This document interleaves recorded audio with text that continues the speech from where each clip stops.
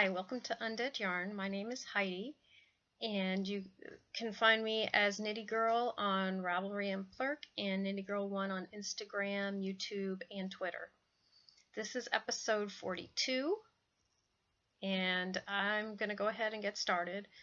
I wanted to start the podcast off with saying I'm going to do my best to get out 2 episodes in April and May, but I've also agreed to do some extra work at my job, so I'm not sure how that's going to go, and it's possible I may not have as many podcasts as I normally have during the next 2 months. But in June, I should be good, and I'm planning in June to do like I did last year, to try to podcast every week, unless I'm out of town.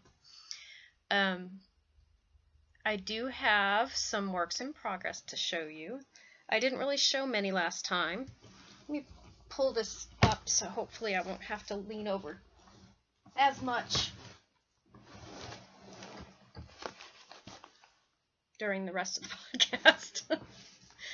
Okay, I worked on the YOLO shawl, which is by Susan Ashcroft. And this is made with my Undead Yarn Pennywise gradient. Let's see.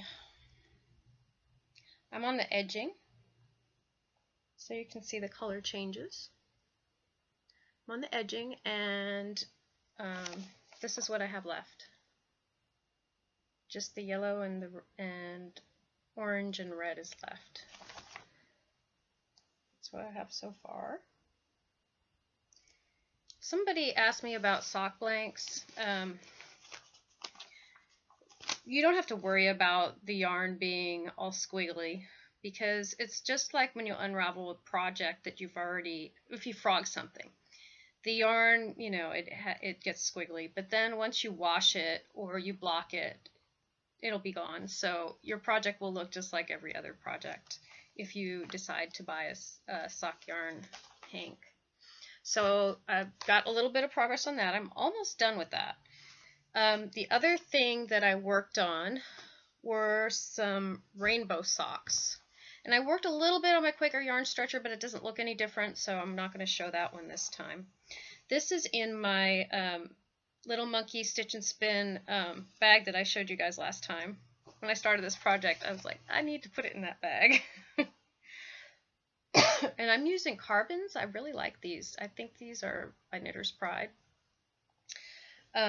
This is also Pennywise, but this one is variegated, and I've wanted to use this one for a long time. And I don't have any, well, I do have some socks on the needles, but no vanilla socks right now, so I decided to start working on this, and I really like how it's coming out. I thought it was going to pool, but it is not pooling. It looks gorgeous so far. Of course, I'm only partway down the leg, but I really, really am enjoying the way that this is working up. And if I can think of some other colors that go well together, I may also do some more like this, because I really am enjoying the way this is coming out. And this is in my Vom Fairy base, the new base that I have that is 462 yards. It's my new merino sock yarn base. And I wanted to mention, I might as well mention right now since I'm talking about that, I also have dyed the Autism Awareness colorway in that base. Well, here I go leaning down again, because I should have just taken this out before. This is one of, this one doesn't have as much red, so I kept it for myself, and I'm going to make a shawl with this, probably the South Bay shawlette. I'm going to crochet, because it's been a while since I did a crochet project. But anyway, these are sold out right now, and I will not be able to get any more of the base until probably next month. So if you would like that colorway and you want to get it before next month, you can look at the listing on my About page, and it lists all the bases that I have. So if you would like one in another base, you're welcome to PM me. I would suggest picking a base with a superwash yarn in it, because if you pick wool, it's not going to come out as saturated. 100% wool does not take the dye as vibrantly as superwash does. So anyway, I will probably put a few more up in the shop in May when I get the base. But after May, I think I'm going to stop selling that colorway because then it will be June and it's going to be time for me to start dyeing Up a Storm for Stitches, which is in September. So those are my works in progress. I do actually have an FO, and it's one that I cast on and knit during the hiatus. I know why so many people have knit this pattern now. This is the Yowza Way It Shawl by Susan B. Anderson. And I cast it on and finished it.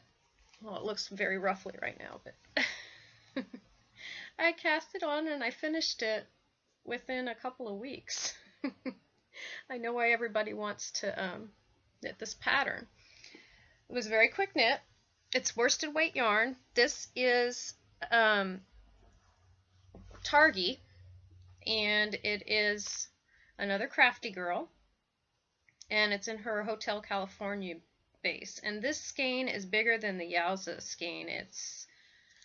I think the Yowza is like 500 something, and this one is 600 something.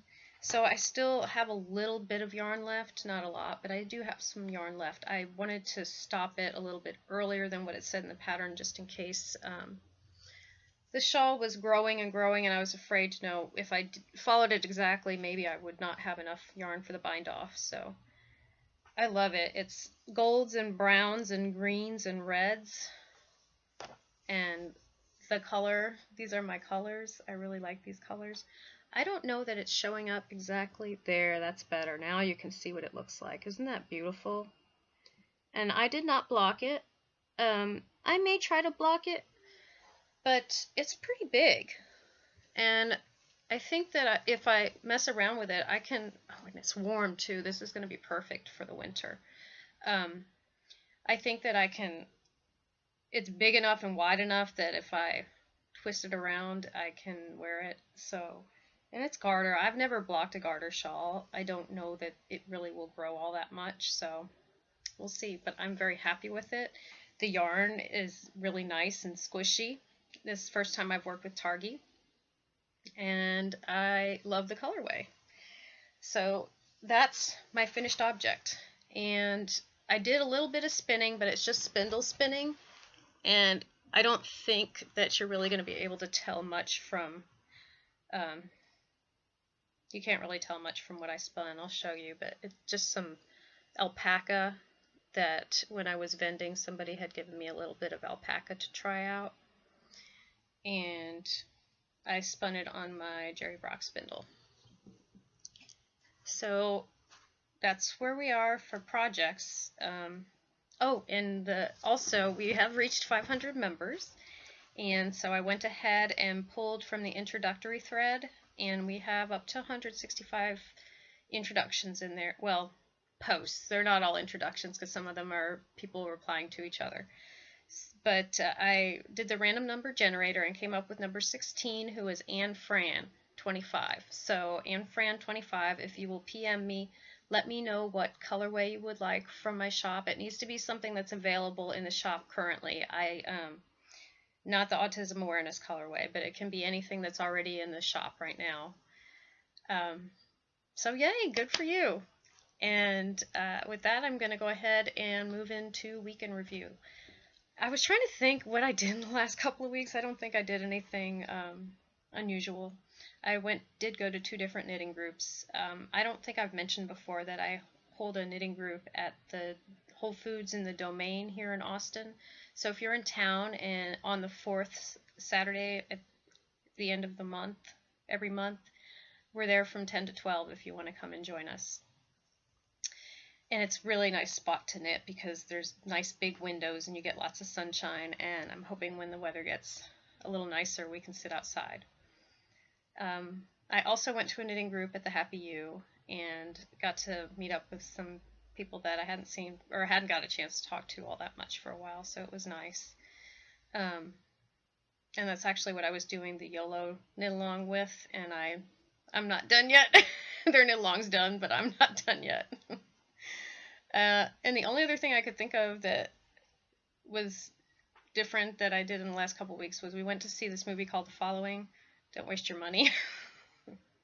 They had it in the Alamo. It said it was one that they highly recommended. It was not what I was expecting, and I don't know. It was a horror movie, but at the same time, it was like a teenage horror movie, and it was just weird. My husband and I didn't really care for it, so I wouldn't recommend it. And as far as enabling goes, I have some stuff that I didn't show last week because it's things that I got before DFW Fiberfest in the mail. I did get my last installment of Juliana's Neon Gray Sock Yarn Club, and I really like it. It's really pretty. It's called 80s Rewind. Yeah, that's pretty true to color. That looks good. And it's called, it doesn't say 80s Rewind, it just says Rewind self-striping, but it reminds me of the 80s, and you guys know I love that, so. And it's the 80% merino, 20% nylon that she uses. It's 420 yards.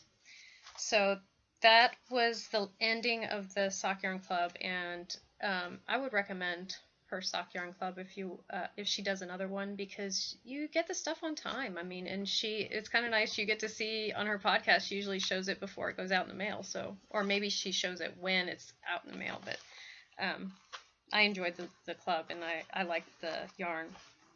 And then I also had purchased this bag. It was basically a kit. Penguin Soup had extra kits left over from her Nightmare Before Christmas club, and I was very glad because I was kind of sad I didn't get in it when I saw what she had available. The bag inside's cute too. The bag has Jack on the outside, and the dog here, I think it was Hero or Nero, and then on the inside is snowflakes. Nice bag, and it's a zipper pull bag. It's got a little tag on each side and a handle. And this is from Wool Sunday. Nicely made bag. And here is the yarn. And now that I'm looking at it, look! They look kind of similar, except that this one has more colors in it. It has a blue in it as well, and it's sparkle, and you guys know I love sparkle. This is the one that I actually had seen online. Somebody had, or maybe it was on Instagram, somebody posted that they had received this, and this is the one that I wished I had bought, that I had gotten for the club. And I love Nightmare Before Christmas. It's such a cute, not cute, but a cool funky movie, I think. And this is Sally. And this is in her Fairy Sock base, which is 430 yards, 75% superwash merino, 20% nylon, and 5% stellina. And I can't wait to knit that up. Look at that. That's so pretty. And it's funny, it makes me think more of spring than of Halloween. But if you know what Sally's dress is like, this one's just called Sally. I think I have another one that has a yarn from another dyer called Sally's Dress. This one's just called Sally. The colors are different in both of those yarns, though. They don't look the same. So those are the things that I had received just before the Fiberfest. And when I was at my local yarn shop, the Happy You, the other day, I bought this issue of Ply Magazine. This one is called Community. And the reason I bought this one is that it's not just a technical one. I know a lot of people love Ply Magazine because it's very technical, and it is kind of geared towards more probably intermediate to advanced spinners, I think. But this one was interesting to me because it talks about different things in the community. It's got an article about Shetland wool. It's got an article about vending. It's got articles about ergonomics, which is important to me as I get older. You don't realize some of the weird things you do with your body when you're sitting and standing that will affect you. And it has several really cool patterns in here that are specifically geared towards hand spun. And I have been considering spinning for a sweater. probably be a while before I do it. But there is a really pretty pattern in here from Amy Herzog that's specifically for hand spun yarn, and I really like it because it's not a real complicated sweater, but it's really cute. Let's see if I can show you the back details too. Well, no, I can't really show you the back without showing the pattern. But they have a lot of good articles in here. I've read one that was about spinning to spec, and that's about considering when you're going to spin, considering not only the way you spin the yarn, but what type of yarn, and that you should make samples before you spin your whole bump of fiber. So spin a little bit, ply it, and see what it's like before you go ahead and spin your whole thing. So I really am enjoying this issue, and after having a class from JC Boggs, I think she really knows her stuff. So I am very happy to support Ply Magazine. The next thing I wanted to talk about is the Shawl Along. It's still going on, and it's going to run until the end of April, and there are 4 prizes. One, you can pick a skein of yarn from my shop, and again, it needs to be something that's currently in the shop. And if I have pre-orders, it's not available for you to pick a pre-order one. I'm going to give away a $10 or less pattern, and I have a skein of Miss Babs BFL and Funny Papers that I'm going to give away. And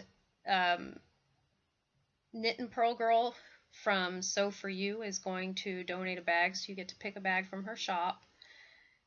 So we've got 4 prizes, and we are starting to get more people entering, and I wanted to say I don't mind if you want to enter. If you make a shawl with bright colors, you're welcome to enter it in the Shawl Along and in the Autism Awareness thread in my group, so you could double dip if you wanted. There are a few things in the Autism Awareness already, which is nice to see. I have decided that, like Pen, Hook, and Needles, I'm going to allow chatter in the thread. I will take whips, I will take FOs, but it has to be worked on during the time of the Autism Awareness knit along. And that is April 1st, and I believe it runs April, May, and June. So for those 3 months, anything that you work on that's in bright colors can be put in the thread. And I'm going to allow spinning, knitting, weaving, and crocheting. So you can do all 4 for my group. Pen, Hook, and Needles has different rules, and I think each group has different rules. I think I'm going to do, like, Fibertown is also, Emily from Fibertown is also participating in this, and I think I'm going to take a cue from her and give away a prize each month. So there'll be one at the end of this month, and then the one at the end of next month, and one at the end of the other month. So I haven't decided what the prizes are yet, but I'll let you guys know as soon as I do. There's also another person who's participating. She has the podcast Nicolo's World, so if you go and look up Nikki, I forget the numbers behind her name right now, but if you look up Nicolo's World, you can find her as well. So there are 4 groups doing this together. Just remember that it has to be mostly bright colors. You can have some neutrals in there, but your project needs to be mostly bright colors. So I didn't talk about this last time. And I was trying to think about what I actually have been watching in the past. I think it's been a month since I talked about it. I did finish up Darknet, which the last one was kind of disappointing. It was kind of interesting until the last episode. It's only 1 season, and there's 6 or 7 episodes, I think. I finished watching Mozart in the Jungle. I have not heard back from Amazon if they're going to do a 2nd season. I suspect maybe not. I haven't heard as much buzz about it as I did about Bosch, which we finished watching the 1st season, which was really, really good. So, and they said already that they're going to do a 2nd season, so we already know that one's going to have a 2nd season.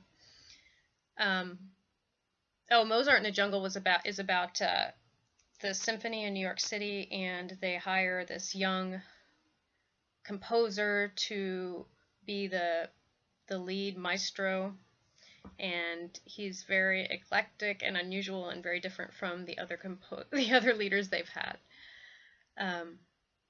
I've also finished watching Once Upon a Time season 4, and I don't know if I'm going to keep watching Once Upon a Time. This past season was kind of a slog for me to get through. I didn't really care for the Peter Pan stories, and then it went into something else, and I don't know.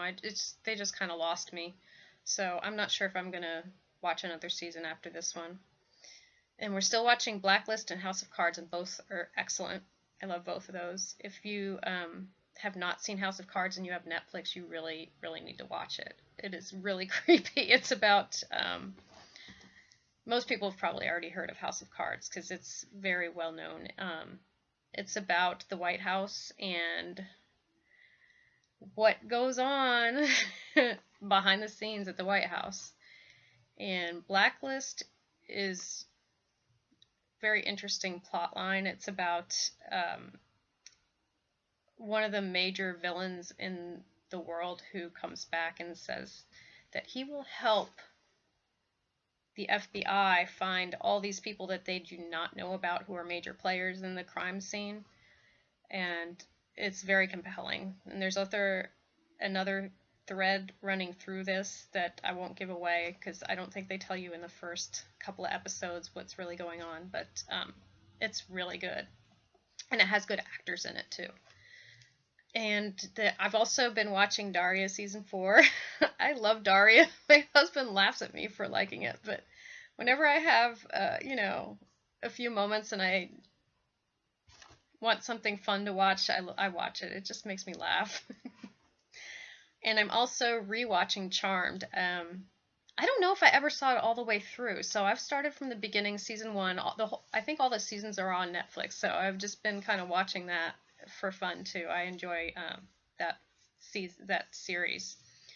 And I think the only movie I've watched recently on Netflix was Horns, which has Daniel Radcliffe in it, and it was really good. I don't know if I can really explain the plot of it, but it has to do with the way you think about yourself and the way others perceive you. If you like Daniel Radcliffe and you like it's kind of a horror story, but it's also a mystery. So, and it's psychological thriller. So if you like Daniel Radcliffe, I would recommend it. It was actually a really good movie. As far as what I've been reading, I finished Sword of Shannara, and I really enjoyed it. The thing is, the beginning scene was kind of slow, and I was like, okay, I'm going to keep going. Then the last several chapters were just really compelling, and I enjoyed it a lot. But I'm going to take a little break from those. Right now I'm reading The King by J.R. Ward. It's the Black Dagger Brotherhood novel. And if you like Anne Rice, you'd probably like it. It's about vampires, and they are basically, it's about vampire warriors. And they are responsible for making sure that the vampire population is safe from all of these criminal elements and people and things that are trying to destroy them.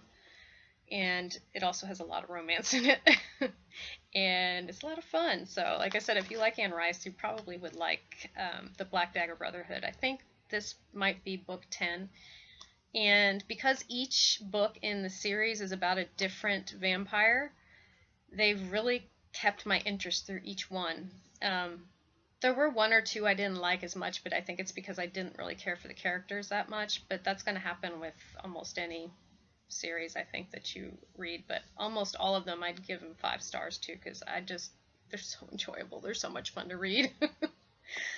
I also finished listening to Anne of Green Gables by L.M. Montgomery, and I had never read that. Can you believe it? I don't know how I never read that, but I really liked it. At first I was a little annoyed with Anne and her imaginations. But once I got into the story, she's very endearing, and you just end up rooting for her through the whole story. Just a really great character. And the ending was really nice. I've also read a bunch of graphic novels, and I don't know that any of them stand out at this point, but I like reading graphic novels sometimes because the stories, you can get through them quickly, and they really pull you in, I guess because it's not, at least it's not like a comic book, which the story is so short. I always feel like those are so short. I'm like, what? But the graphic novels at least have enough of a story to keep you pulled in for a while. And a lot of them are getting very clever and one of the ones I read was by Neil Gaiman, and I like him as an author. And then I've also been reading the issue of Ply that I talked about. That's been enjoyable. There was one person who entered in the FO thread in March. She got in March 31st, right at the end. So that was Cookie Lady Knits, and she knit a hitchhiker in the Autism Awareness colorway, and it looks, it's so beautiful. I love it. If you haven't seen it, you should go and look. You can go and look under my yarns, or you could search for hitchhiker probably and find it. And that is Heidi from Pleasant Hill, California. So Cookie Lady Knits, Heidi, if you could PM me, let me know what $7 or less pattern you would like. I will send it to you, gift it to you through Ravelry. And my other note I had on here I've already talked about. The Autism Awareness colorway, once again, I do not have the base available. If you would like it in another base, you can go check in my shop and see what the other bases are. I will probably get another shipment in May, and hopefully we'll be able to send it to you guys in May. And I think that's it. So anyway, I hope I will see you in 2 weeks. If not, know that I will be back. I'm not gone. I'm just busy. Anyway, with that, I'm going to say get busy knitting or get busy dyeing.